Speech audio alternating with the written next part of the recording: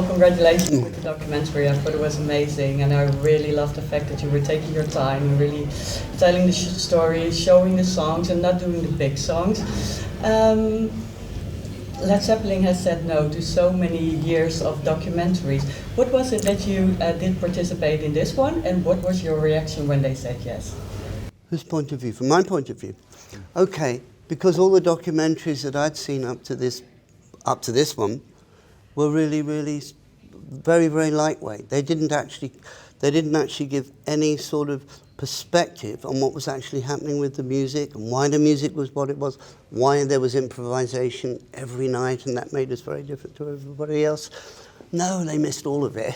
They could put in the figures of how many albums we sold, but it's like, yeah, but you're forgetting why those albums are selling. So I didn't have very much patience with those sort of things. I had a lot of patience with Bernard and Allison when they were presenting the idea of what they wanted to do, because it was so in line with the way that I thought about it too. That I'm so thrilled to be here now that they've manifested exactly what they said they would do, and it's just wonderful to be here. It's a real honour. Yeah, because Becoming Led Zeppelin, the title exactly promises what it is. Yeah. And you already did your research. When you went to them, you already had the whole story planned out, right? Yeah, absolutely. Bernard had done a load of research into their story, the backstory of every single band member, and then we scripted it together, and then we created a storyboard of how we envisaged the story would pan out from start to finish, just like you would a feature film, really, rather than documentary style. And that is what we then took to Jimmy. And we had a sort of 7-hour meeting where we went through frame by frame what it would look like. And miraculously, it turned out exactly like it did at that first meeting. Yes. Didn't it? Yes, it did. Yeah. And they even found some recordings of John Bonham. How was it for you to hear his voice again? Well, it was absolutely magnificent, certainly in context of this documentary, because you feel John Bonham. That's what you do, and what you get to know about John Bonham is what a lovely person he was, what a wonderful man. Not only that, you can see what a master musician he was on his instrument. So it was. There were points where I was being playback stuff, and I know the others were John talking, and you get to see our reactions of hearing this stuff for the first time. Wouldn't have heard it in those days because they were interview things that he'd done. So it was a lovely part of the overall glue of the whole thing. It was marvellous. So when I was listening to the music in the documentary and also the earlier songs, it's still so timeless.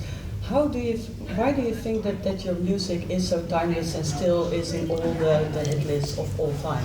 Yeah, I think the reason for it and the reason for Led Zeppelin's success in that, but certainly in that 1 year and all the years that followed, was the fact that we were improvising a lot of the music that was going to appear in each song every night. So if you saw three concerts in a row in, say, Chicago or Detroit, you would hear lots of things coming out on the second night that you wouldn't have heard on the first night, and et cetera, et cetera.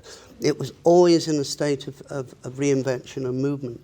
That's what I think. Certainly in those days when it was records, it was the records, and the records were superbly well crafted, but then also the live shows were two different worlds. And that gets to be shown in the documentary. Yeah.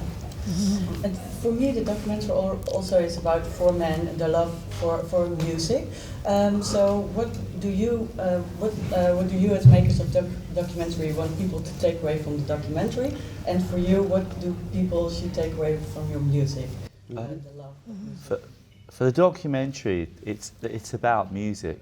It's about the music that influenced them, and being allowed to hear that at some length, and the music that they played on, and the groups that they were in before they formed the group, and then the opportunity to hear the music in its entirety like you're in a concert, because so much of the Led Zeppelin music, to my ears, it's constructed as a whole piece. You have to hear the whole song. So with something like Dazed and Confused, you can't play like a normal documentary a minute of it and cut to someone talking. The song is like a mini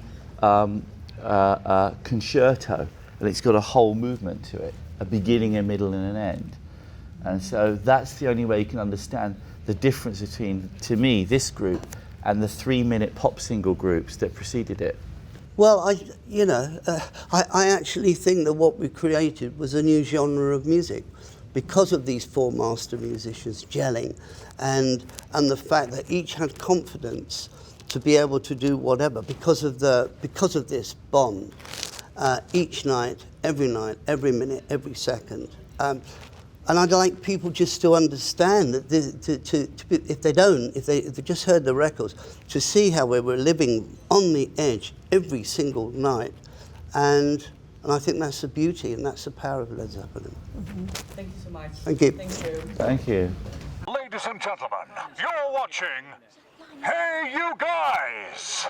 Hey You Guys, huh? Hey, you guys. Is that from the Goonies? It is indeed, yes. Nice. Hey,